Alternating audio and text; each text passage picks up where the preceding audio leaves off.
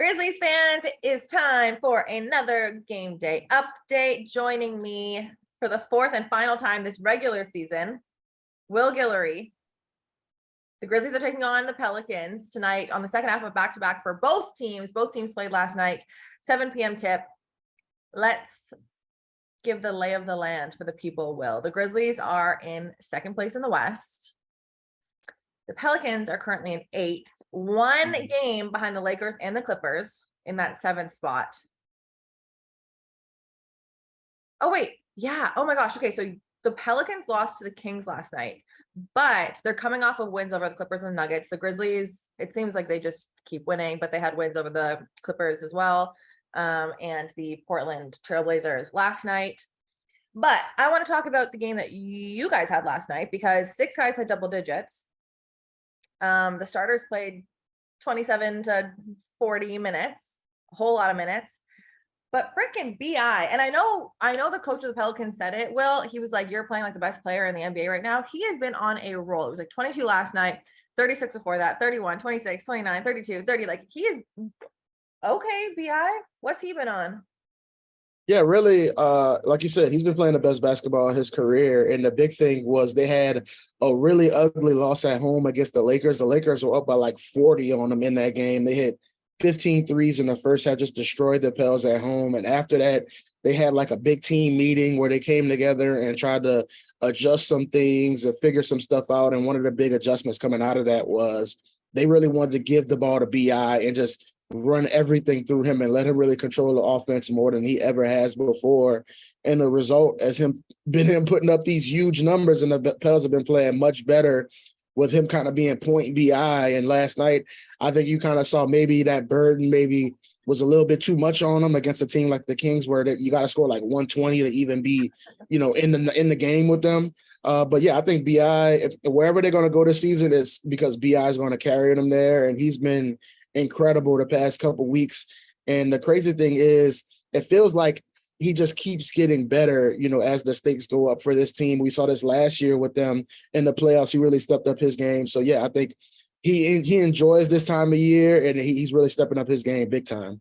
Well, that was a bar. Wherever the Pels go this year, it's because BI is carrying them. And that is It's a fact. In part because Zion Williamson has faced injuries this year. He is out for tonight's game. Alvarado, who is also this like thorn in the Grizzlies' side, is also out for today's game. So we played the Pelicans 3 times. The Pelicans could, if they get a win tonight, would split that. The Grizzlies have won 2 of those ones, most recently on New Year's Eve here in Memphis. But I guess I'm curious, like the Grizzlies locked up the best home record yesterday with their win over the Portland Trailblazers, but they haven't been great on the road, 15 and 23 so far. Does that play into the Pelicans at all? Does that matter? I mean, yeah, I think it just matters as far as the Pels are a much better team at home. I feel like they've had a few ugly losses at home, but I think they really feed off the energy from the crowd, especially some of the role players like a Trey Murphy, like a Najee Marshall. I think those guys really enjoy playing at home, and I think the crowd in New Orleans, they kind of feel the urgency at this time of year and what's going on with the Pels and their fight for that play-in spot. So I think if they give the fans something to cheer for, I think they're really going to make an impact on the game, especially whenever the Grizzlies come to town. It kind of feels like this is a little bit of a fake rivalry. I think they're trying to build it up. We still haven't got enough Ja versus Zion yet, but I feel like everybody knows Memphis versus New Orleans is going to be the rivalry of the future. So people look forward to this game. So yeah, I think the crowd is definitely going to play a factor in this one. And I think with both teams playing on the second night of a back-to-back, the Pels are going to be looking for the crowd to lift them up and give them a little bit of energy. So, yeah, I think that's definitely going to play a factor. For sure. And now we talk about not getting enough Ja versus Zion. Like we mentioned, Zion's not playing. Ja will be Ja tonight. But you know who else has been on fire for the Grizzlies is Desmond Bane.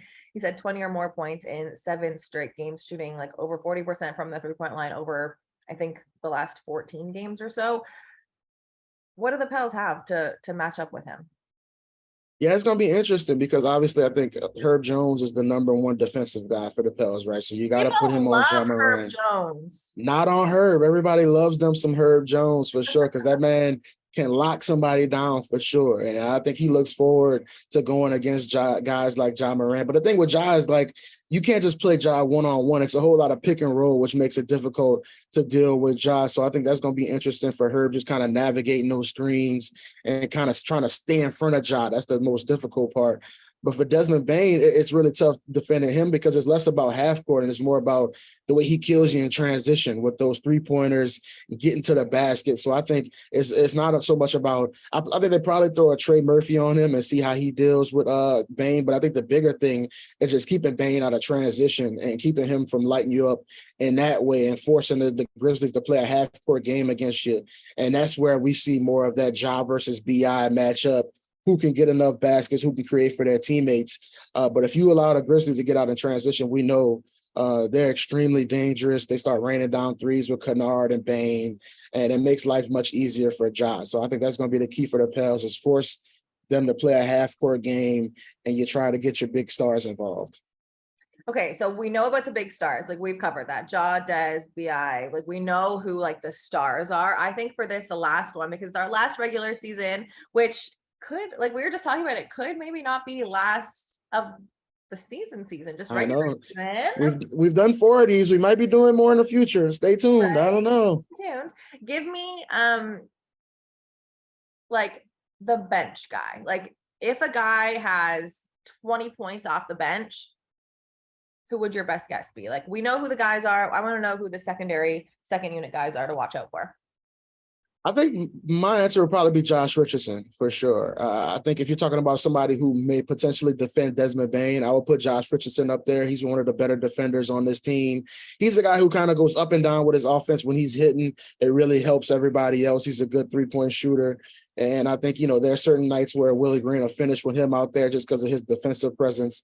So, yeah, whenever he can give them a little bit of a boost off the bench, I think it helps a lot, just like we talked about, because they put so much on BI's shoulders. He just needs a little bit of help from somebody. So I think Jay Rich is one of those guys. And also another guy I throw out there is Larry Nance. I think, with the Grizzlies kind of downsizing now without Steven Adams and Brandon Clark, the Pels will probably lean a little bit more on Larry and those small units where they're able to switch everything, be a little bit more versatile in their defensive coverages. And that's what you got to do against Ja, because if you just play drop coverage against him all night, he's just going to have a highlight reel on you. So I think Larry and Jay Rich are the 2 guys I will circle for sure. Did you see Ja's dunk last night? It was nasty.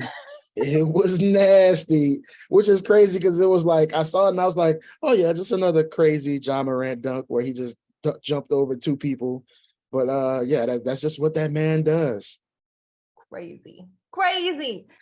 Both teams have 3 games left of the regular season. Like I said, the Grizzlies in 2nd, the Pelicans in 8th, 1 game behind 2 teams that are in 7th. So this one means a lot for these teams. Will, thank you so very much for your time today. I hope that this is not the last time we speak, but if it is, I appreciate you so very much for everything you've done this season. So thank you. Absolutely. I can't wait for part 5. I'm calling it right now. Part 5 is going to happen.